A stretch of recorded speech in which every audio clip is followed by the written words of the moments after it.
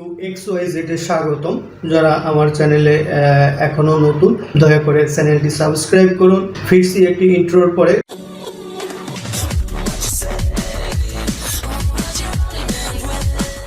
আজকে আমরা রিভিউ করব লিকুই মলি ফুয়েল শুটার নিয়ে। আসলে ঢাকা সিটিতে আমরা সবসময় যেই জিনিসটা ফেস করি, কোন পাম্পের থেকে তেল কিনবো, কোন পাম্প তেল চুরি করে কম অথবা চুরি করে না, কোন পাম্পের তেলে ভেজাল কম, কোন তেলের পাম্পটা সবচেয়ে ভালো, এটা নিয়ে যারা গাড়ি চালায়, প্রাইভেট কার আর বাইক, সবারই একটা কনসার্ন থাকে। তো অনেক সময় এমনও থাকে যে আমি যেই পাম্প থেকে সবসময় তেল কিনি সেই পাম্পে অন্য একটা জায়গায় গিয়েছি, হঠাৎ করে ফুয়েল শেষ হয়ে গেছে, অন্য পাম্প থেকে কিনতে হয়। সেই পাম্পটা কেমন আমরা আসলে সেই সম্পর্কে তখন জানি না।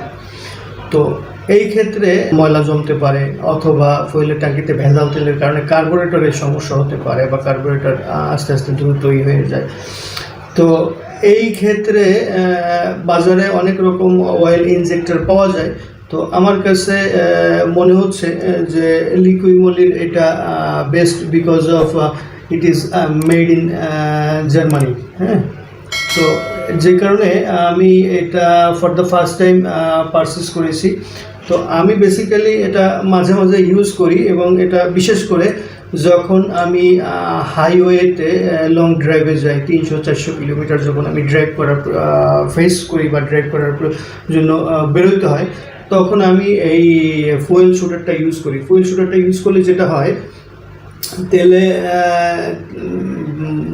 ভেজাল তেল থাকলেও ওটাকে সে একটা প্রসেসিং করে দেখা গেছে যে এতে মাইলেজটা বেশি যায়, 1 নম্বর।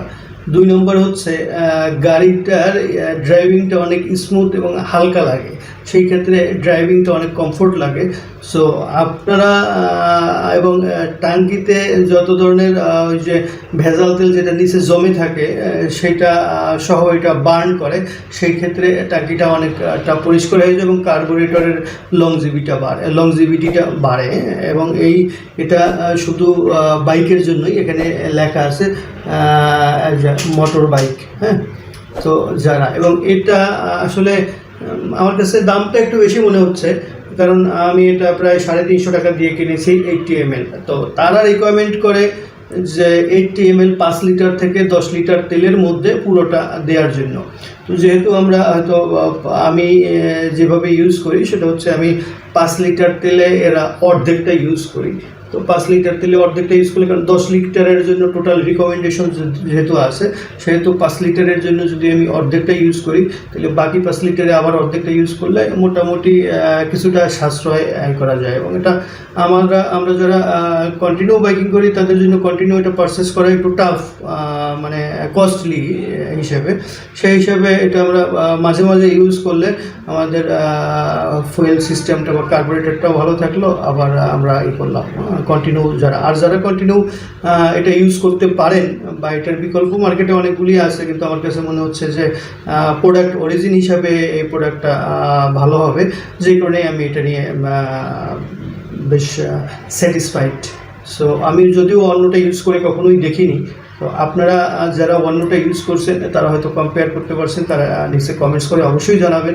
এতে হয়তো আরেকজন ইউজার তার জন্য সুবিধা হবে, বা সে ডিসিশন নিতে পারবে কোনটা সে ইউজ করবে অথবা করবে না। সো আমার চ্যানেলের সাথে থাকার জন্য থ্যাংক ইউ।